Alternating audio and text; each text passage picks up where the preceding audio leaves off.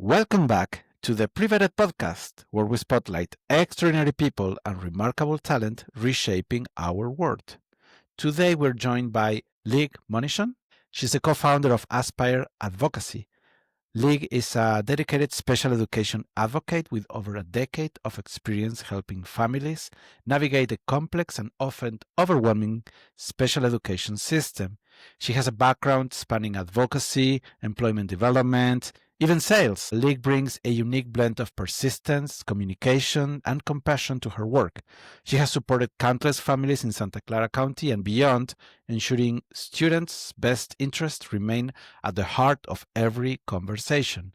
Leigh, welcome to the show. I'm excited to hear your journey and insights. Thank you. I am delighted to be here and appreciate the opportunity to talk about something that I feel very passionately about. Amazing, amazing. Yeah. So tell us the story behind founding Aspire Advocacy. What inspired you to get yourself involved into that work? Great question.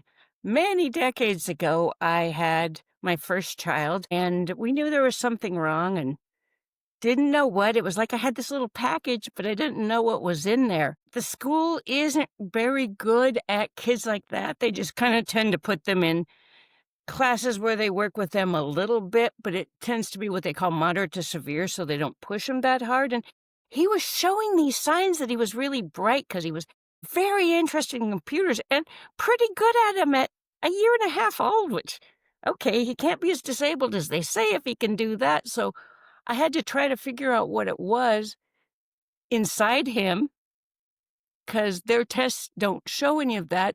And then I met this person who a few years later gave him a way to communicate because he's autistic and not verbal. And then this person sounded like a scam to me, but it turned out that it really revealed who his personality was. And years later, I had been in job development. I'd been in, and that's a tough gig. It's a really tough gig. And I enjoyed it and it was satisfying, but they were sending me clients that were beyond my training, so I was visiting the person who brought communication into my son's life, and she was very ill, so I'd go over there every Saturday to bring her food and just keep her company, and then I said, I can't do this job anymore. I don't know what to do next." She goes, "Leigh, you were meant to be a special education advocate, and I've already got your first client." And I thought about it, and I said, "You're right," because I'd been doing it on a volunteer basis for all these years. And here I was at a point in my life where I could afford to not earn very much and build the business for a bit. And I gave 2 weeks' notice and started the business with a friend. Oh, wow. So you pulled the plunge and went right into it. I did. Amazing. The previous company was giving me clients that I wasn't trained to support. And it was such a bad fit that I was decompressing when I got home rather severely. It was time to go. So, yes. Right. Right. And interesting, you're thinking about your daughter, right? And I had a similar situation with my son that he was, he's a borderline special education child, or at least, things that you don't know, right, about our kids, right? And then you have, what I've done is I start learning about it, right? And there's so much things that you don't know that you don't know, right? Yeah. One of the first things we did and is we learn about nutrition and eating healthy, right? Kind of, we have a little baby, we have to figure out how to feed him well. So we have to eat healthy, right? To stay around for the baby, right? That was kind of the thinking, right? And the same thing we approached for everything else. So we had to learn a lot of things that we didn't know, right? Steep learning curve. Yeah. Yes. But I think that the situation, when you get into that situation, the situation kind of forces you to mature, right? As you were talking about. You go from being a human to being a mama bear or a papa bear. And things I wouldn't do for myself, I would do for him without thinking about it. Right. There were several times I put my financial future indefinitely on the line for him. Because if you're going to school to sue the school district, if you lose, it can be tens to hundreds of thousands of dollars. which what I was earning at the time was not recoverable. But for him, yeah. Right. And when you take those risks, then great things happen, right? No school district cares as much as you do.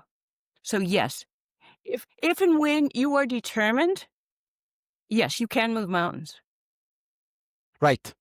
Right. And the maturity comes from that sense of responsibility that you have for this so vulnerable creature, right? Yes, exactly. Right. So, what are some of the biggest challenges families face when navigating through special education system? That is a great question. For me, what I felt like there was a TV show on, it may still be on, it's called Let's Make a Deal, and you have to choose from one of three curtains. Right. Special ed's kind of like that. They don't tell you what's behind the curtains, what all the options are, because they don't have the budget to offer every child the full options the child might need to receive a free and appropriate public education. They can't tell you all that because if they gave it to everybody, they'd go bankrupt and they'd all get fired. So the biggest part is knowing, first of all, knowing what all the options are. And then the second of all is figuring out how to get what is appropriate for your child and preparing a good argument for what appropriate looks like. So I Right. can know my kid needs that, but how do I get there? Just going in and saying, I want this for my kid often doesn't work. There's a process. So that's the other thing is knowing the process of how IEPs work. There is an order on how everything works, and one needs to know that. So when I take on a client, a big part of what I do is teach them as I can how IEPs work and what the school is expecting from them when they are asking for changes or new things for their child. Right. Right. Yeah, the bureaucracy of the system is so complex. It's overcomplicated on purpose to kind of obscure the functionality for the users, right?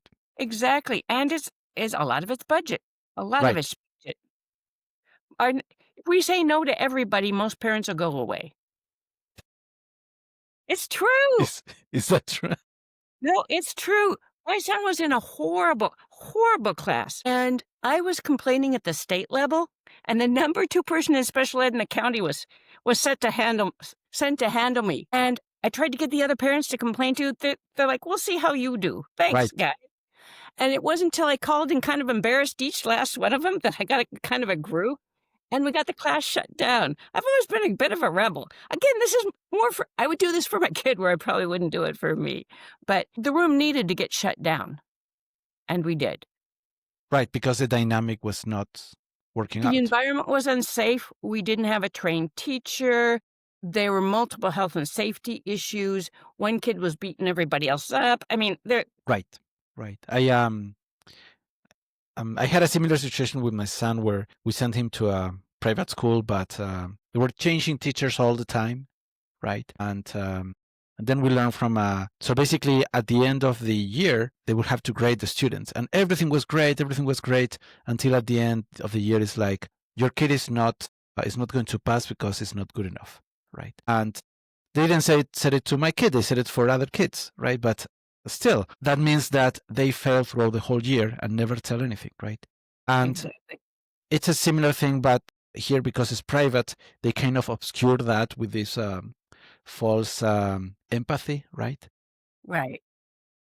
And they said, "Oh, you're for," and they said this for my kid. They said, "Your kid is hypersensitive," right? And I said, "Okay, explain to me the Right. situation. What's going on, right?" Right. And this was a 20-year-old psychologist that Right. yes. So what was happening is that he was being socially excluded, and nobody would say anything about that, right? No. So then when I saw that happening on a social gathering outside of school, so by the time I had that meeting, I said, "Oh, you go and be socially excluded for months and months and months, and then you're going to be hypersensitive as well, right?" They didn't have any answer, right? So eventually we pulled him out of that school, we put him to another school, and he thrived, right? He was, yeah. And eventually we have to tell him, like, you're going to this school because we have to finish, we need the piece of paper that they're going to give us. Just, ignore everybody and move on, right? And the other thing we found in that school is that they were having lack of limits. There were no limits. So, that was the issue. And we had a kid bullying other kids. And yeah, Yeah. and again, it's not necessarily, I don't want to turn that kid into a villain, right? But because it's a social dynamic, right? But Yeah. but He probably anyway, needed help too, but yeah, but you're responsible for yours, not him. right, right. So it was very interesting to see that going on, right? And as you said, the parents wouldn't say anything other than just some comments on the group chat, and that was it, right? But they were not willing to go further, right? And because it's private, they were kind of, their interest was the money, right? So Yeah. yeah, yeah, yeah. So they would shut down all of those conversations because they wouldn't want to face the reality of the situation. No. Yeah, and people pulling money on their kids. Yes, yes. I mean, I'm in Mexico, so private school is cheaper and That's affordable, fair. right? Yeah, that would be. Yeah, yeah, yeah. So yeah. So tell us a little bit more about Aspire Advocacy. What do you guys do? What are we doing? Why? So thank you. What happened is the friend suggested it, and I had done volunteer. I'd attended meetings with parents for years just as a volunteer helper advocate, no training, but, I read some books and stuff and, you know, checked some websites out. But even often in an IEP, as the parent, especially if you go by yourself, which a lot of us do, it's often one parent does it, it can feel very lonely being surrounded by between 5 and 12 staff people who've all planned what they want to say in advance. And especially if you don't agree and you don't know what they know, it's very intimidating. So just having another warm body there used to help. I used to bring my mother-in-law who spoke English but was from a different country and knew nothing about anything U.S. special ed, but just so there was somebody on my side. So Right, it's nice to have somebody there. And then from there, I got recruited to a state of California Disability Support Board, which I thought would be good because I'd meet people who could help. It was partly because I was interested and partly because I knew I could meet people who could help my son in the long term. So it was a twofer. I'll admit that. And then I met some really amazing people there, including the woman I started the business with. So at the time I thought I'll start a business. Somebody else said, "Oh, your friend's looking to start a business too." And I thought this would be much more fun to do with somebody because two minds in this case are going to be better than one because special ed is a world of a zillion details, and I don't think anybody can know all of it. But we had relative strengths. I had the business background. She'd done a lot more advocacy than I had. So we got together and chose our logo and built it from scratch, took some classes. There's a government agency called SCORE that will help you with a lot of the building blocks of how to build a business. And then we went to parent advocacy, nonprofits in the area and got their advice because I'd always been part of them. And then started a business 11 years ago. And then my friend did send her sister. And then I started writing a blog post every week because I just quit my job. It was a nonprofit. It made no money. I had no money. So I wrote a blog post every week to try to build the business. Well, you do that long enough, eventually you'll get some rankings. right. That's how we built the business, and then we just went from there. It's funny because I thought, well, I'm interested in this, and it'll be challenging, and it is. There are days I'm like, why did I do this? But almost every day, it feels like it was what I was meant to do because it's a subject I'm deeply interested in. I can talk about it for days, and no, I won't keep you that long. And it makes a difference. And even a bad day, which there are, I did my best. But I have a young man. I will just briefly tell you his story. He was slugging people. He was destroying rooms. He was breaking things. The little guy was about 7 or 8. He smacked the number 2 person in special ed for a huge school district near here. I mean, this kid was just out of control. It took 3 or 4 years before we found out he was dyslexic because the behavior had to get managed. When that kid started reading, there was not a dry eye in the room, mine included, and I'm a tough cookie. And I just had his annual meeting 2 weeks ago. He's He's doing amazing. He's a leader in his junior high school. He's got a big group of friends. He's active socially. His learning disabilities appear to have all been addressed. He's at grade level. He needs minimal support. I mean, there's not much better feeling than that. There's really not. Call that a turnaround. That's amazing. I was gonna say is not the process isn't always that linear, but there's almost always a difference that one can make. There's almost always a difference one can make to make the kid's life better. Now, I'm not saying every kid's gonna go to that level of independence, but yeah, that's a pretty nice turnaround. Right. And that's when all the effort pays off, right? When you see those changes in the result. And as you said, not all of the kids are going to have such tremendous results, but still, any change, any improvement that you can help any kids at the beginning of their life is going to have a tremendous payoff in the future, right?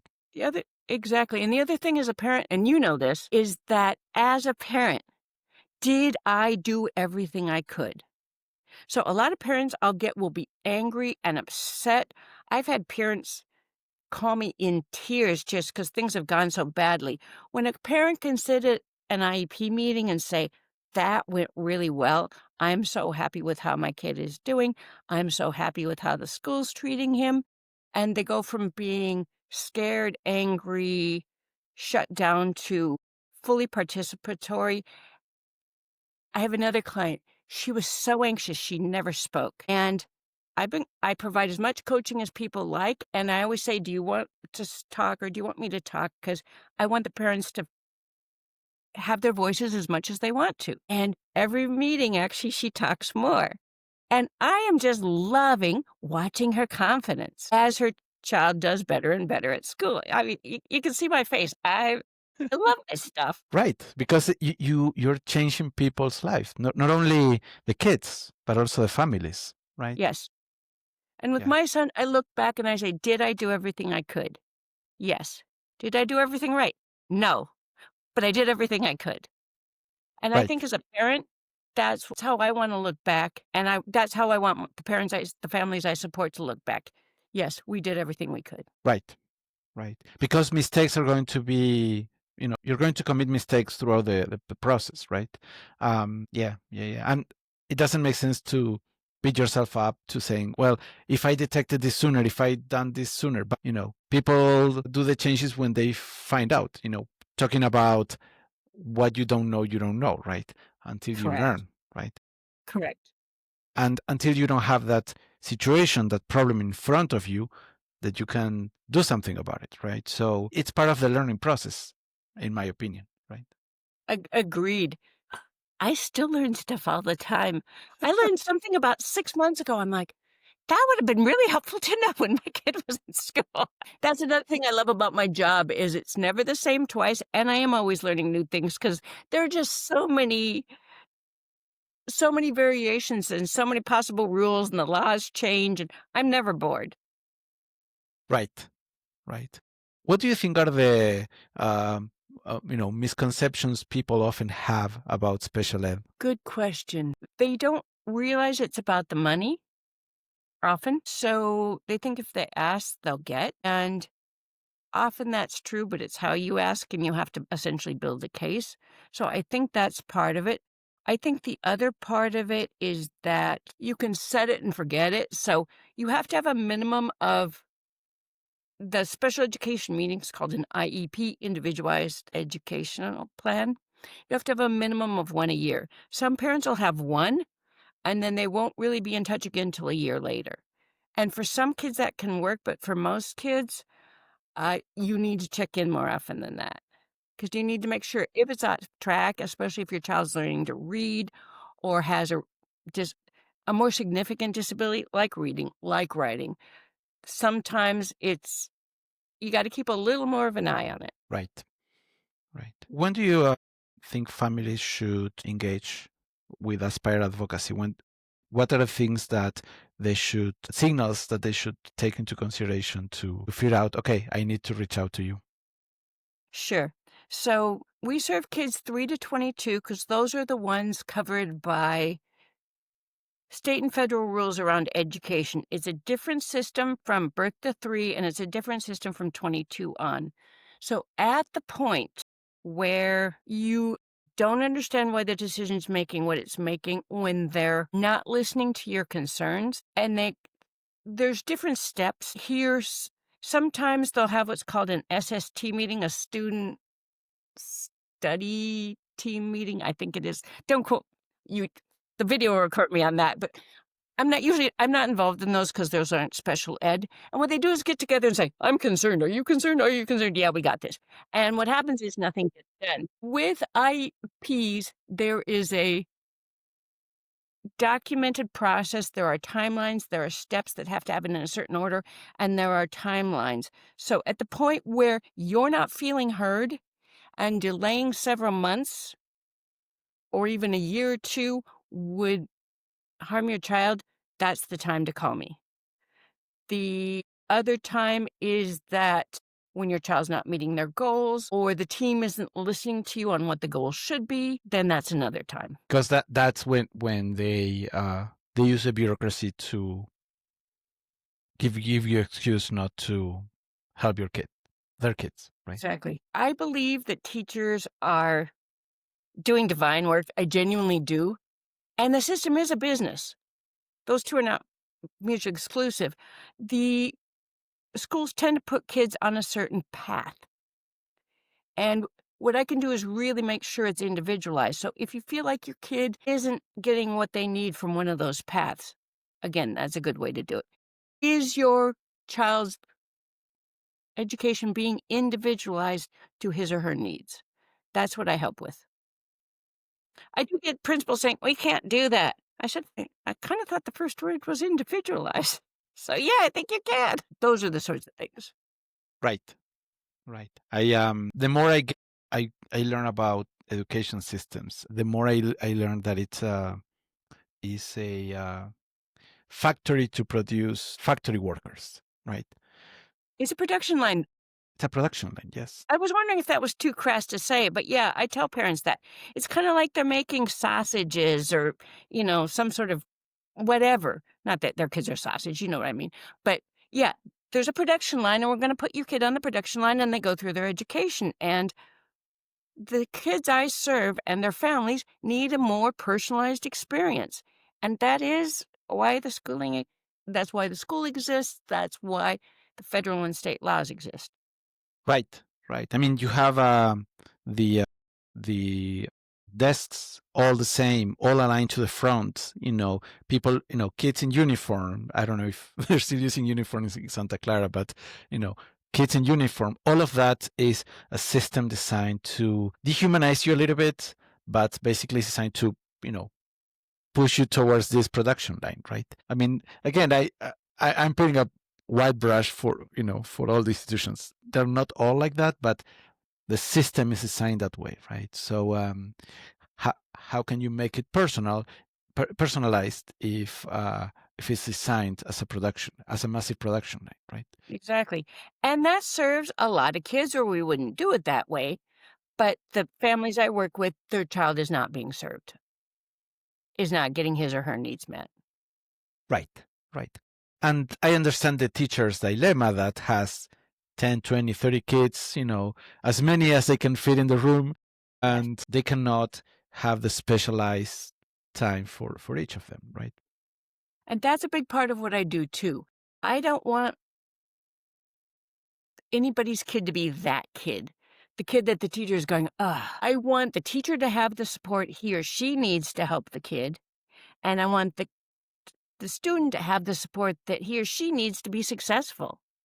So sometimes that's bringing somebody in, that's sometimes providing other services, but don't just look at the child, I look at the system.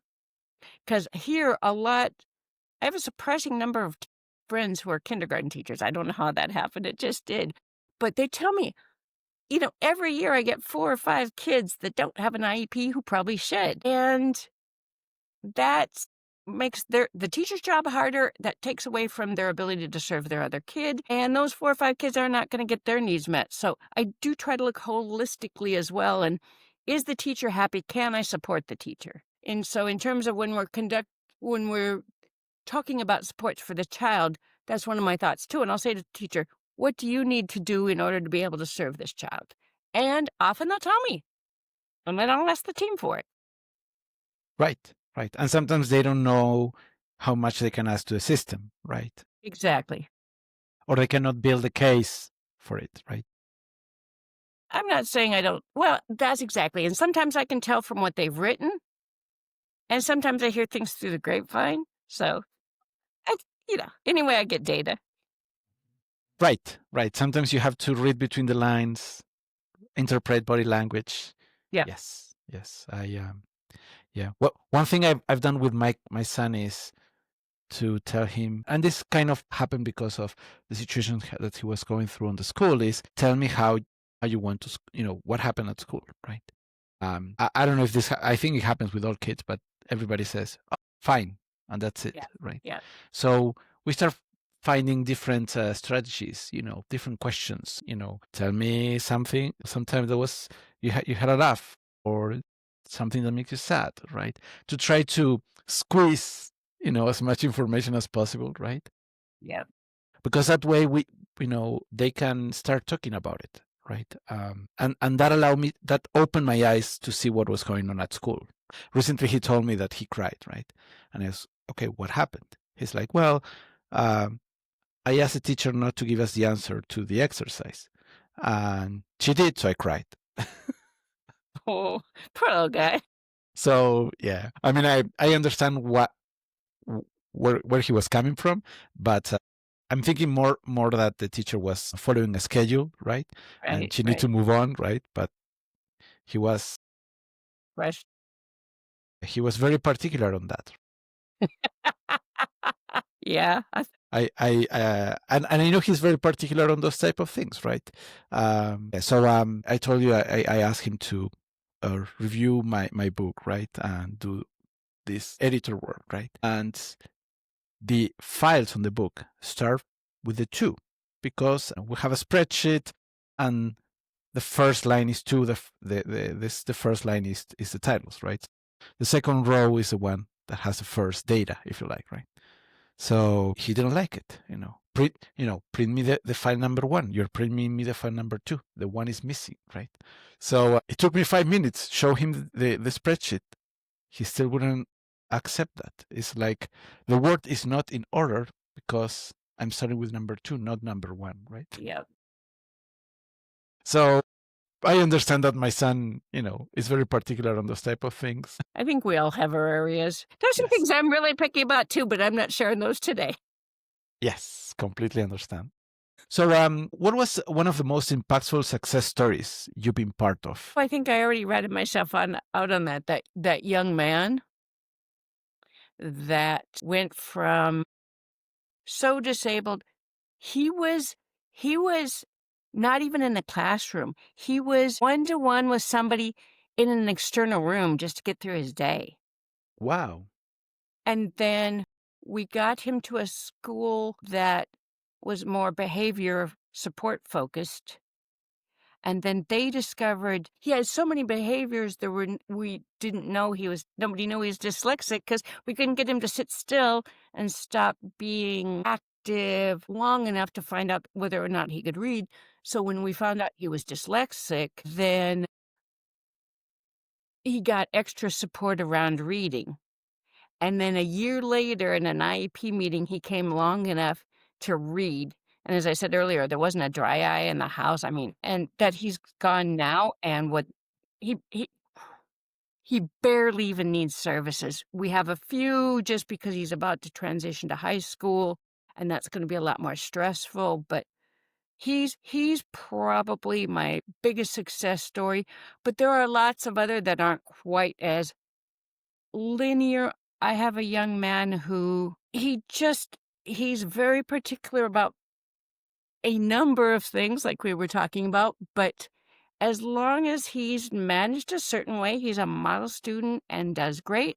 If not, He's a wild young man, and we've got a combination of behavior support, rewards, careful choice.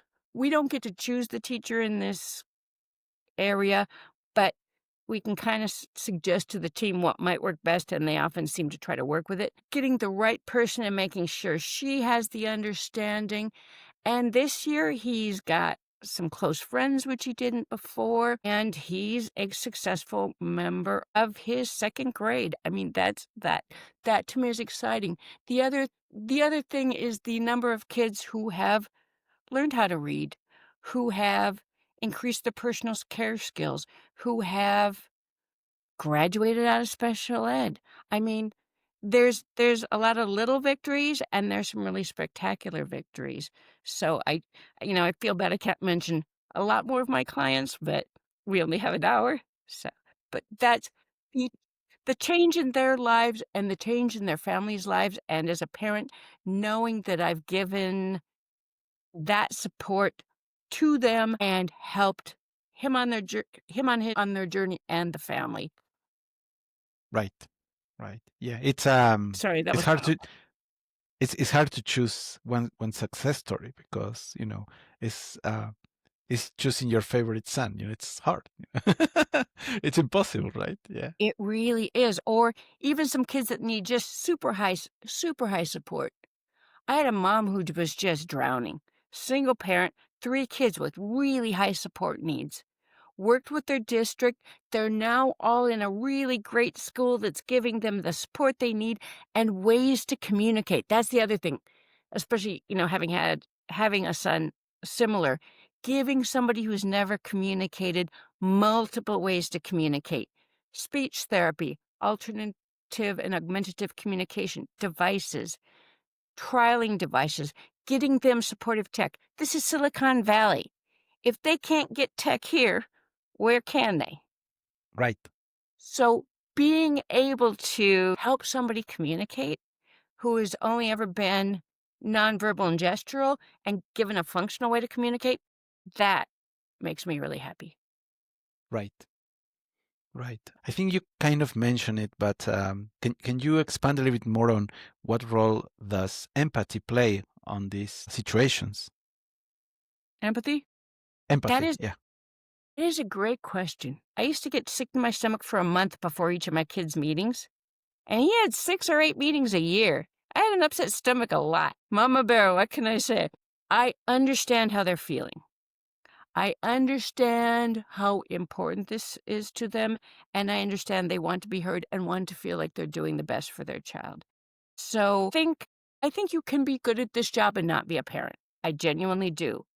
But I do think it's kind of an extra ace because I really get it. I've been there, and I kinda know what they're anxious about.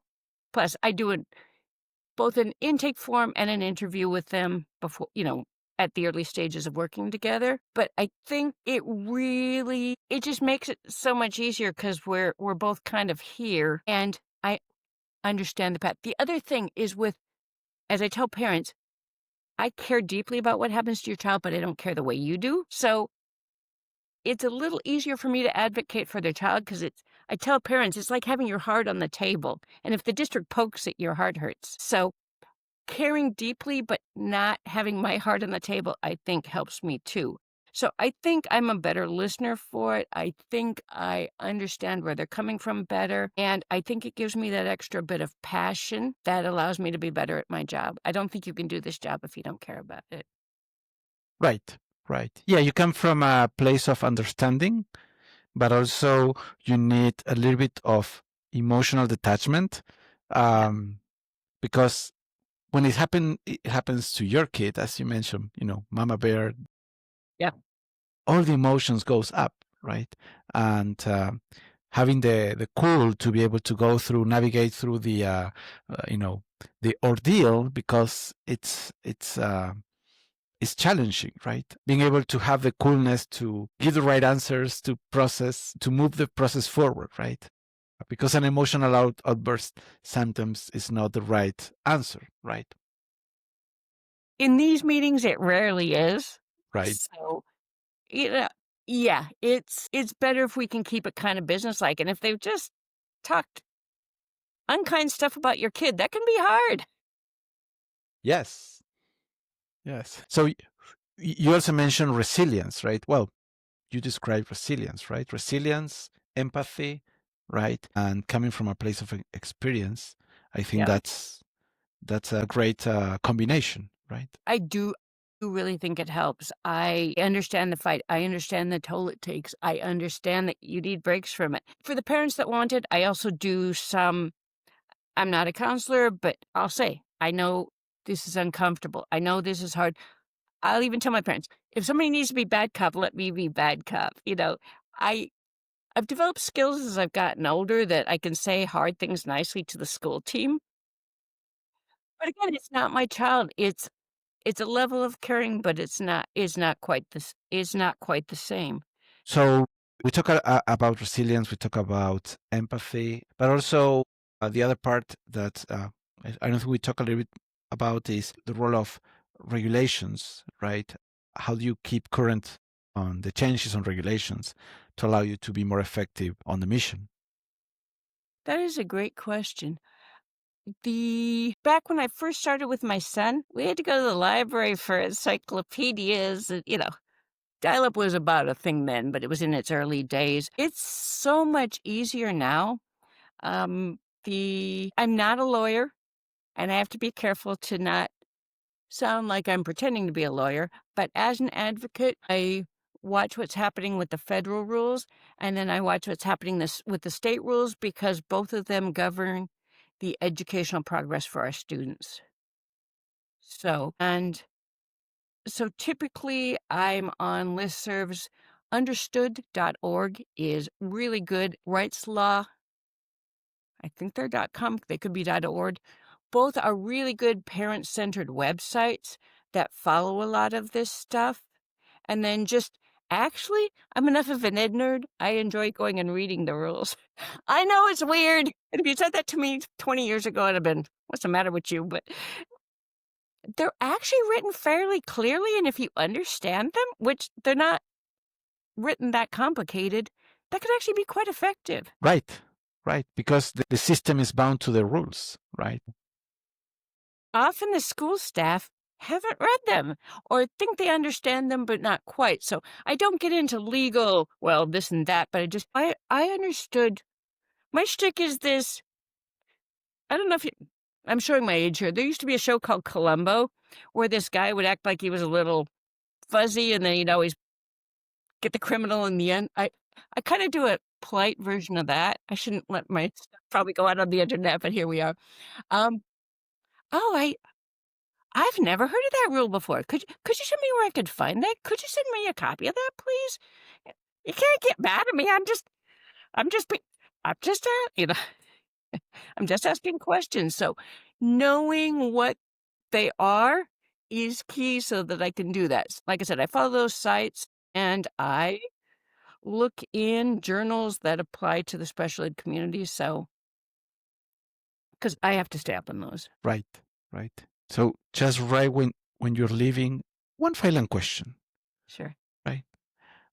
As Columbo would say, I have one final question. Oh, you are familiar, right? Just one Yeah, more yeah, question. yeah. Oh, One right. more question. Right when the other person just lower their defenses.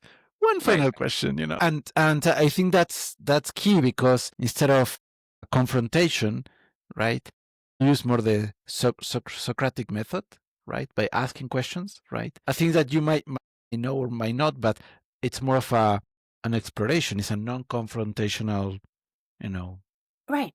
yeah, and the realization that it's not you versus whoever is in front of you is there's a system, right? So Right. as soon as you find the right rule and regulation that works in your favor, then when you point that out, the other person is obliged to follow that system, basically.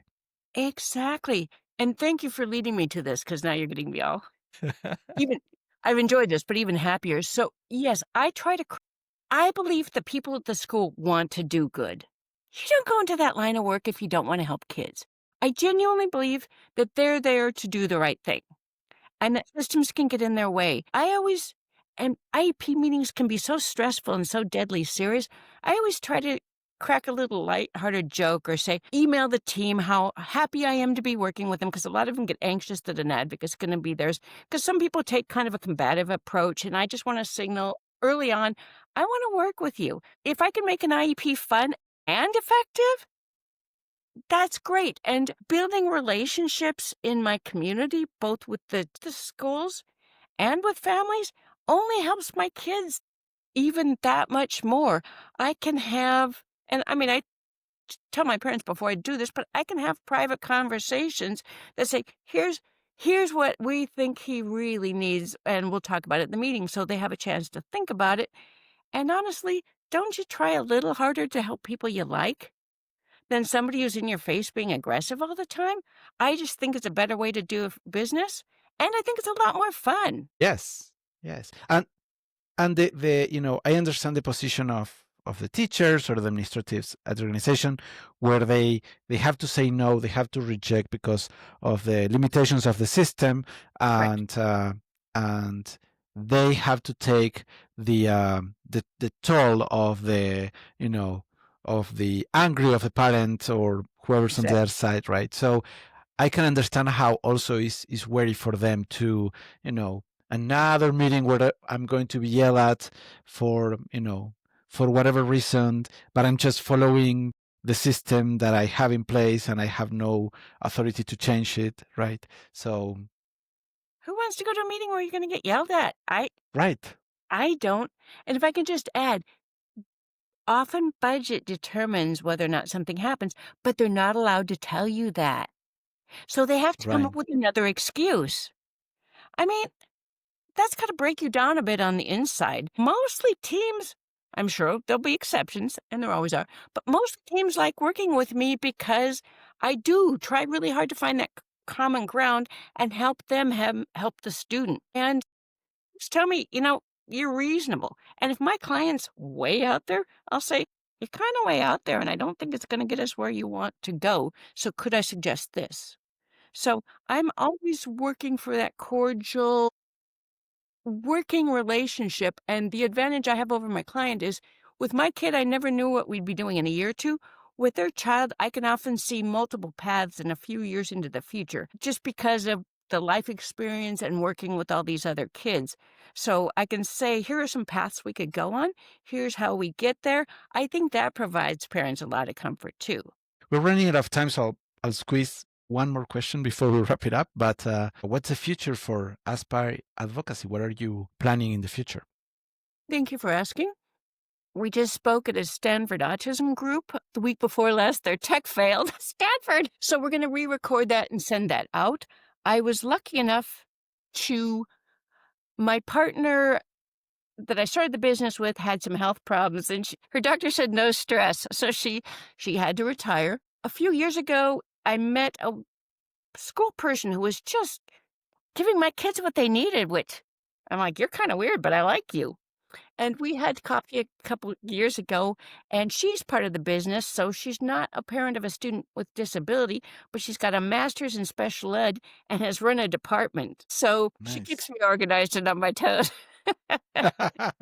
So, she and what's great about her, she's also the next generation, which, it's exciting to create something and then have this young, bright, energetic person come into it because she keeps me on my toes, she keeps me modern, and, I mean, in terms of the business, and I think she's gonna take the business great places into the future, and without her, I'd have probably just closed down the business eventually when I retire, but it's really exciting that it can continue on for as long as she does it, and she'll probably find other people. So I'm excited that we've built a good, solid reputation in this valley and that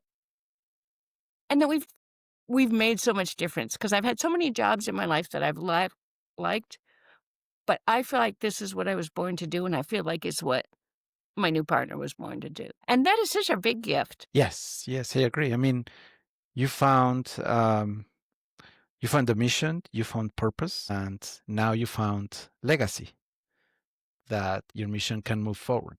Isn't that exciting? I know, I hadn't thought of it that way, but you're absolutely yeah, it is. And one I think, you learn a lot I learned a lot about myself in starting a business too. So it's also changed me inside as a person. I'm so grateful for it. I That, really am. that's amazing. That's amazing. I'm truly happy for you. Yes. Thank Yeah. you. Thank you. Awesome. Any final remarks before we wrap it up? Again, thank you for letting me talk about my favorite subject. It's a treat for me, and I have very much enjoyed our time together. Thank you. Yes, me too. Me too. I really enjoy it. I'm happy to be able to share your story, and I'm looking forward to see where you take advocacy, Aspire Advocacy next. Thank you. Stanford wants us to start a weekly podcast. I said, "Yeah, in my free time. We'll see." Happy to share my experience. Yeah, yeah. I don't Let think me it's gonna know happen if I soon, can help. but I know how to find you. Yes, So, thank yes, you for the offer. And absolutely. again, thank you for this. I had a blast. That's great. Great to hear. Yeah, I had a blast as well.